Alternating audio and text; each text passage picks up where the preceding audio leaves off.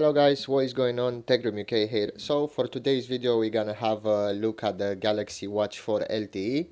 This is the Samsung Galaxy smartwatch. This is the box of it. As you can see, it's got LTE, Bluetooth, Wi-Fi, GPS, and basically works with any Android smartphone, and obviously works very well with a Samsung smartphone. We're gonna see how it compared to the first generation smartwatch. This is the 46mm Samsung Galaxy Watch, which has been my daily driver for some time. And this one has this dial right here that you can rotate and scroll to apps and features, which I really like. And it also has this stand magnetic charger, and we're just gonna see how it compares in size and what it can do. So let's open the box up and see what we get inside.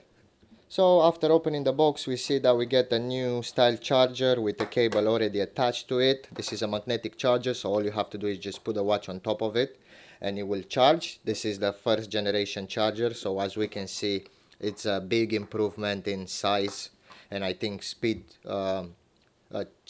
charging speed as well. That one mounted the first watch like so. This is the first generation watch. This is the new one, and this one just goes on top of it. Let me take this out. Just goes on top of it just like so and attaches magnetically. Really easy to use, really pretty straightforward. And when you compare the first generation watch to the new one, as we can see, the new one is much slimmer, and it doesn't have, it's not that heavy as the first generation. I tried to turn it on, but apparently it has no battery, so I'll have to charge it. That will give me an opportunity to make a features video on it. Overall, it's a big improvement over the first generation. It's lighter, it's got a different sensor array compared to the first one. The first one only had this small sensor array in the middle. This one kind of goes around the whole watch, or the whole back of the watch. And yeah, overall it's a big improvement.